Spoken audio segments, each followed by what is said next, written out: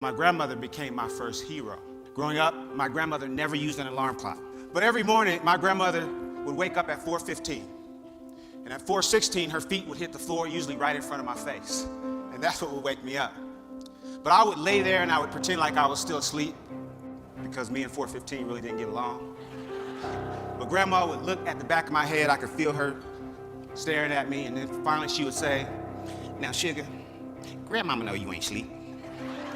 You just supposed to go on and get on up and get ready for school." And my grandmother was known for saying things that would kind of make you a little angry because they made so much sense and you couldn't argue with her. Parents, you know, there's things that when you become parents, you start to say to your own kids. Like my grandmother would say, "Now, son, you knew when you laid down there last night that you had to get up this morning. I don't know why every single morning you lay there and act surprised. You ought to be thankful that the Lord saw fit to wake you up this in your right mind." But what my grandmother was encouraging me to do was simply to be grateful for the opportunity. In spite of all that I had been through in my life, she just wanted to make sure that I understood the opportunity that I've been given. My life got started, it was a little rough. It was a little rough start. I was born 2 months premature. My mother was walking up a flight of stairs, and she didn't know this at the time, but a woman she had an argument with earlier was standing above her holding a pot of boiling water. As my mom made her way up those stairs, that woman dumped that water onto my mom and sent her tumbling down the stairs and into premature labor. She received third-degree burns to over 25% of her body. And when we were finally allowed to leave the hospital, as you can imagine, my mom was in a great deal of pain. Those burns just barely missed her face and covered most of the front of her body. So when we got home, she began taking a heavy sedative, pain medication to help her recover. When she took that medication, it was very difficult for her to watch me, so I would bounce around a lot. I'd stay with my mom for a little bit, and then I'd go stay with grandma, and I'd stay with some neighbors, aunties, and then back to my mother's house. I did that for the first 3 years of my life. When I was 3 years old, I was back at my mom's house, and I got into her purse, I found that medication, I swallowed everything in the bottle. When they found me, they rushed me to the hospital, and my heart would stop, and eventually I went into a coma.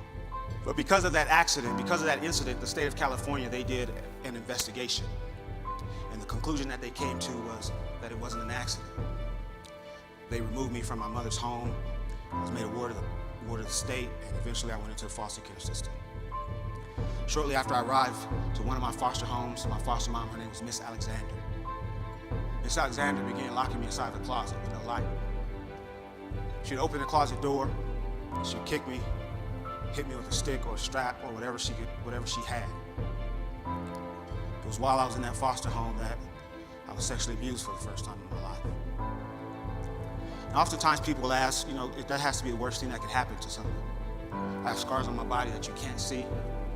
I have a burn here on my hand that she put there with an iron. But all of that pain went away. The worst thing that Mrs. Alexander would do is she would open the closet door, she would stand over me, and she would say, "You're stupid and you ain't gonna never amount to nothing." And that hurt me more than any of the physical kicks or the physical pain because I believed it for a long time. I believed that I would never amount to anything, just like she said. I didn't know this at the time, I found out a little bit later, but my grandmother, my hero, she had started going back and forth to court, trying to prove that she could take care of an active, handsome little boy. And eventually the state of California, they granted her full custody of me. And I'll never forget standing on Miss Alexander's front porch waiting. She had my little belongings, everything that I had. I remember standing there, it may have only been a half an hour, but it felt like an eternity, and I can remember thinking maybe no one's coming. But after a while, at the end of the block, I see the ugliest car I've ever seen in my life. And the car pulls up right in front of the porch, and I remember all I could see are these two big glasses, bifocals. And I found out later that grandma had glaucoma, she wasn't even supposed to be driving. But she gets out of that big car, and she's got on this white floppy hat with it was a flower right there in the middle. And I remember she had on this long white dress that came all the way down to her ankles. And I found out later that, that was grandma's Sunday best. It was an outfit that she only reserved for special occasions. And I can remember for once in my life feeling like I was some special occasion. I remember jumping into Grandma's arms and squeezing her, and I remember her whispering and saying to me, everything's okay. You're family. And everything was okay, just like Grandmother said. And I had a lot to look forward to. I found out that my mom was going to court trying to prove that she could take care of me.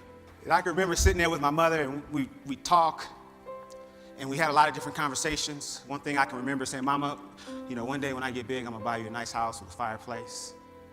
I said, Mama, one day I'm gonna buy you a nice car. Not like grandmama's, and get you a nice one. But the truth is, I just really wanted to become a family again, and that's what I looked forward to. When I was 12 years old, I was asleep on my grandmother's floor. It was about 4 o'clock in the morning. We get a knock on the door. And it was my mom's roommate. Miss Howell, come quick. Miss Howell was my grandma. She said, come quick, it's Ruth. Ruth was my mom. She said, I can't wake her up. I think she's dead. And I can remember laying on that floor, you know, kind of wishing it was, thinking, hoping that it was maybe a dream. But it wasn't. And that's how I found out that all the hopes and dreams and things that I had to look forward to weren't going to happen. I became very angry. I became confused. I was hurt. I didn't really understand what was happening.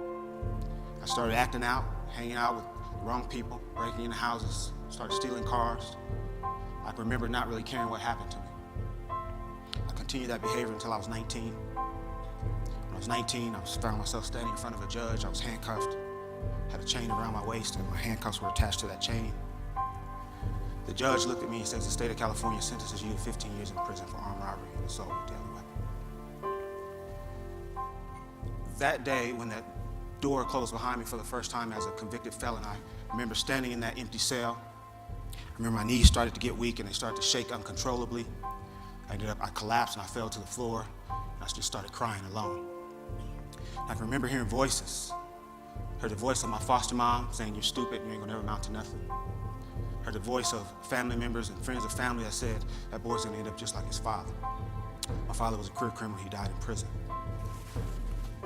I can remember laying there thinking to myself that this is where I'm gonna die. But here's what happened that would change my life.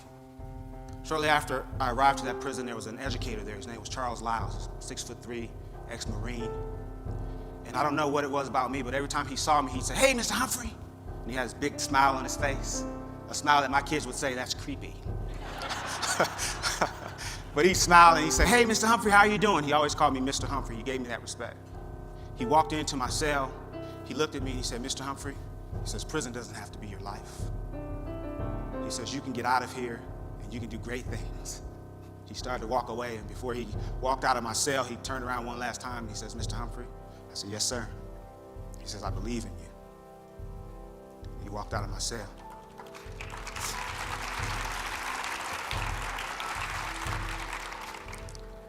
And if he had continued to stand there, he would have seen the tears running down my face because no one had ever said that to me. But I remember thinking to myself, I'm gonna make some changes and I'm gonna change my life. And a little over 4 years after the day I originally collapsed and fell to the floor, I walked out of that prison on parole. That was over 18 years ago. I've never been back other than to mentor and help other people. But here's what I know. I know that when you've had a rough life, when you feel unwanted, I know that when you have hopes and dreams and when you have things that you can look forward to and when you have people in place that support you and push you, I know that that gives you a reason to live. It is a great day to be alive. And that's something that I haven't always said, but now it's something that I say to myself every single day at some point. If I'm having a great day or a bad day, that's something that I say. But what I also understand is that what my grandmother was thanking her higher power for each and every day was for the opportunity that she'd been given. And she never missed an opportunity to tell anyone that would listen, especially me, it's a great day to be alive.